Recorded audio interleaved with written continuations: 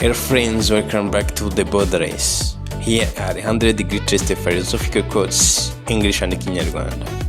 What if just one sentence could change the way you think forever? In this video, we'll hear 100 powerful philosophical quotes in English and Kinyarwanda. Quotes that will change your mind, change your mindset, and inspire your life. Watch carefully because every word carries wisdom. Socrates said, "The unexamined life is not worth living." Ubuzima umuntu atisuzuma kandi ntasuzuma ibikorwa bye ntibuba bukwiriye kubaho. Socrates also said, "The only true wisdom is in knowing you know nothing." Ubwenge nyakuri ni ukumenya ko hari byinshi utazi. Aristotle said, "We are what we repeatedly do." Excellence then is not an act but a habit.